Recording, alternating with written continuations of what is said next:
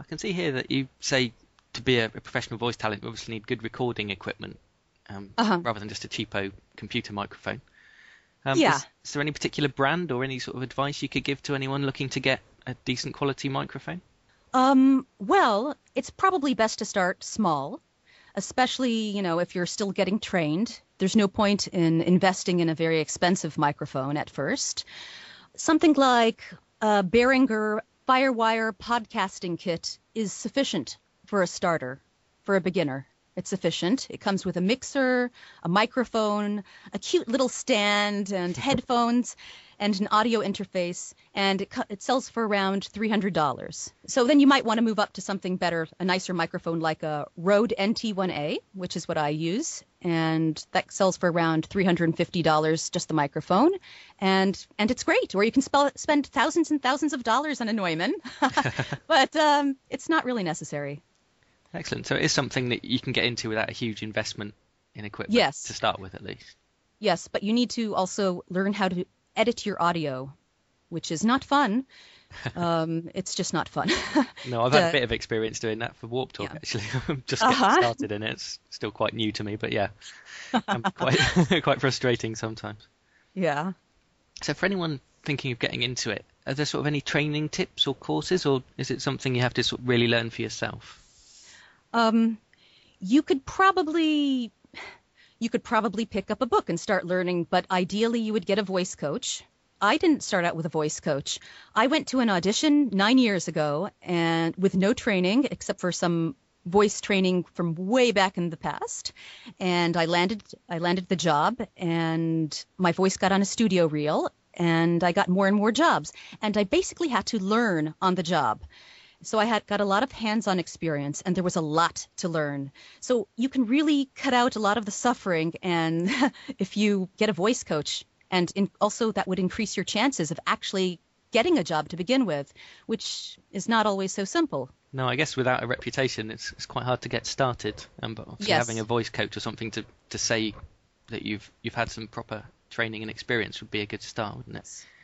Everybody wants to be a voice talent right now. There are piles of people call me, and I'm really happy to speak with them. But it's best to get some sort of training, because you have to know how to breathe.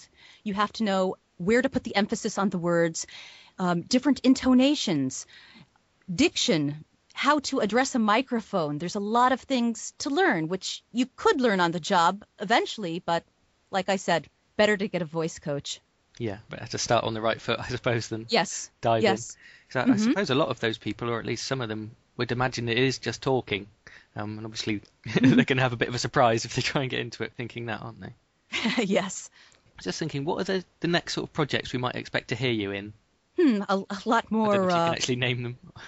A lot more promotional videos. I'm in the process of recording some of them, and more educational software.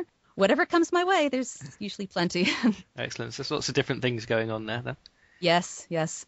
I see that you've worked for clients pretty much all over the world, certainly in quite a few different countries. So I presume you can't usually meet them face to face. Do you do most of your sort of client communication through the internet or through telephone? How do you do that? Most of the work, when I work in my own home studio, it's all through email and occasionally through telephone. And sometimes I go to local studios to record. I just recently dubbed some morning fitness program, to the left, and right. So that was fun, but mostly through email. Excellent. So the internet is quite important. Yes. Vital, really, for you. Yeah. Just as a hypothetical, if I was maybe a client looking to hire some voice talent, maybe for a computer game or something like that, I don't know. What tips could you give me to help me ensure that I get what I want from the voice talent I hired? Good question. First of all, you would want to find a voice talent who has some online demos. A voice talent without demos is a bit problematic because you don't know what they sound like. And you would listen to their demos and preferably pick a demo that demonstrates the tone of voice and the style that you're looking for, and tell the voice talent, this is the demo I want you to use as your guidelines. Alternatively, there's a lot of voice talents who are willing to record a custom demo, and you could request a custom demo for free. A lot of them do that for free. And you just send them your script, and they record a tiny part of it. Sometimes they'll watermark it as well and send it to you, and you can comment.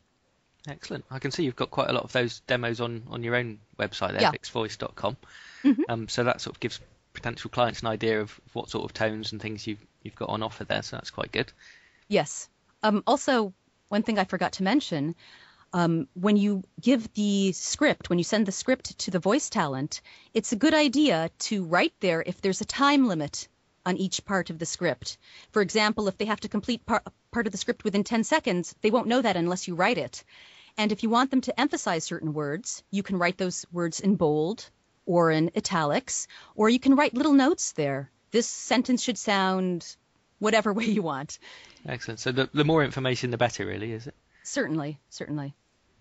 If you were sort of doing a voiceover for a video or something, would they normally send you the video so you can synchronize it with it, or would that be edited afterwards to fit? Usually they'll send the video, and they'll be just whoever worked on the video sometimes will record their own voice. So I have some sort of guideline to follow. All right, so they just sort of a rough draft, just as their own voice, and then you would do it.